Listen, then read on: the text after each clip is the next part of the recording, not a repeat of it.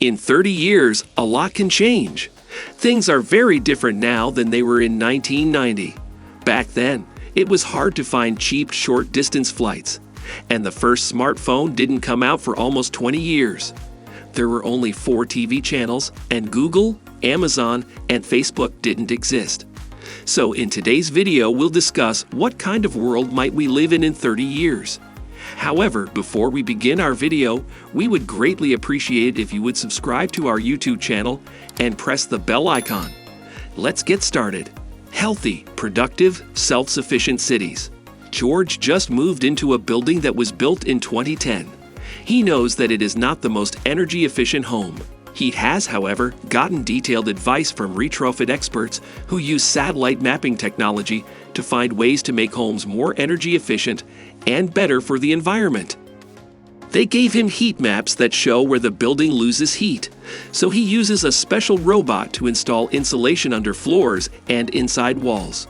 The insulation is made from used feathers from chicken farms that would have been burned before. George also replaces the windows with a new material that looks like glass, but is made from waste carbon dioxide from power plants.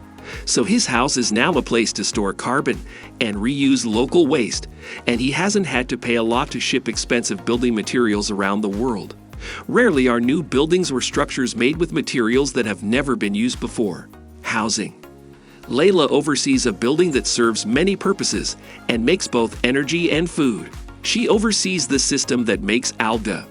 In this system, tiny plants make healthy food ingredients, make oxygen, and store a lot of carbon dioxide.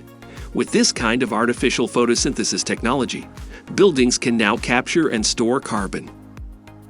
These urban forests both cut down on carbon emissions and clean the air, making cities cleaner and healthier places to live.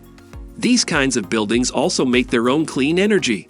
Solar thermal cells are put on roofs to generate power and heat, which with the help of advanced battery technology and microgrids is shared evenly among local communities based on their needs. Residents can also make more money with this system because they can trade any extra energy they have. Transport Samad is a leader in promoting urban sustainability. He figures out what the best changes are for city life by using carbon analytics. He and his team have made digital copies of urban areas that local governments can use to test and plan changes that will make the city more sustainable. As a result, urban planning puts healthy, low-carbon living at the top of the list, and green space has been given more importance. No more traffic jams at rush hour. People have more options for where they live and work, and the streets are made for walking and biking to get people moving and improve the air quality. Samad worked on making city mobility contracts, which let people rent smart, multimodal transportation when they need it. Drones and underground robots are used to move goods and supplies, which cuts down on traffic even more. People feel safer on the roads because of this, and e-scooters and e-bikes that can microcharge themselves when needed are becoming more popular. People use self-driving electric cars with batteries that last a long time for longer trips. They get their power from local buildings that are connected to an electric charging network that can change and adapt. When they aren't being used, these charging stations are kept underground. When they are needed, they are brought to the surface using advanced mapping and sensing technologies. Food.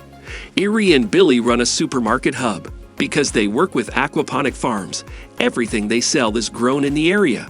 People can grow fish and vegetables on a large scale in the middle of cities because these farms have been built into nearby buildings and underground spaces. The cities are fed by these new ways of farming. It means that Erie and Billy don't have to buy food from big food companies. Instead, the supply chain is close to home and can be changed to meet their needs. They store their food in containers made from algae that break down over time. People can also tell how fresh food is by using accurate sensors on the packaging and outside devices. Because of this, all plastic packaging and use-by dates have gone away.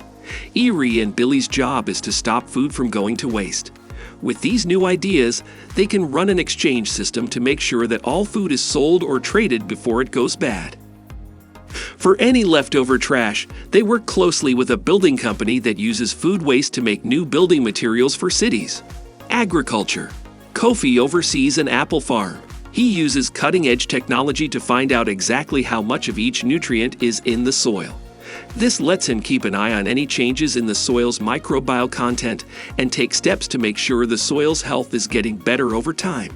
He has now stopped the soil from washing away and made barren fields grow crops again. This close attention to the ground has also helped him predict and stop pests like apple aphids and caterpillars from getting worse. Kofi also works to keep the ecosystem in balance by encouraging rewilding around his apple stock. Because of this, he has brought in a lot more insects that pollinate plants. With the help of these regenerative methods, he has created a completely holistic way to farm, which is good for the land around him. This is an important part of the ecosystem, and he gets paid well for putting his money into the land in this way. Even though the health of the soil has gotten better, Kofi still has trouble with the weather. So that he has fresh water even when it's hot outside, he uses solar thermal desalination technology to clean seawater with just sunlight. He also does microclimate analyses, which help him predict changes in the weather that might affect his orchard.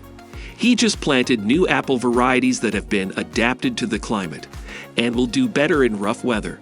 He has even worked with labs to bring back heirloom seeds that had died out in the UK about 100 years ago. So he has been able to make his apple stock more diverse and hardier. Seagriculture. Michelle works in seagriculture, which is the production and use of seaweed. Seaweed has become very popular because it is good for you, doesn't hurt the environment, and has many uses. Seaweed is an important part of the economy and is used to make many things, including packaging that is biodegradable and, in some cases, edible. Seaweed farms are also an important part of keeping the ocean clean and healthy. Satellite mapping showed that the fertilizer Michelle used caused algal blooms in a marine ecosystem that is very fragile. She acted quickly and used molecule capture technology to get rid of the harmful fertilizers. She is now working with a virtual agriculture advisor to make sure that her practices are good for this fragile environment. She also uses self-cleaning systems that were first used to remove plastic pollution from the sea and rivers to help care for the kelp and make sure the water stays clean enough for food production. Any waste from Michelle's farm is picked up by agricultural drones and robot beetles and used in the growing bioeconomy to make food, materials, or energy. Solvents that are good for the environment make it possible to turn materials that couldn't be recycled before into new products. This almost completely gets rid of waste in agriculture. Then these new products are used locally or taken to cities by self-driving vehicles with batteries that last a long time. This system has cut the damage that farming transportation does to the environment by a lot. So that's it for today. Was this video helpful? Share your views in the comments section below. Also, don't forget to subscribe to our YouTube channel and press the bell icon for all the latest updates. Thanks for watching.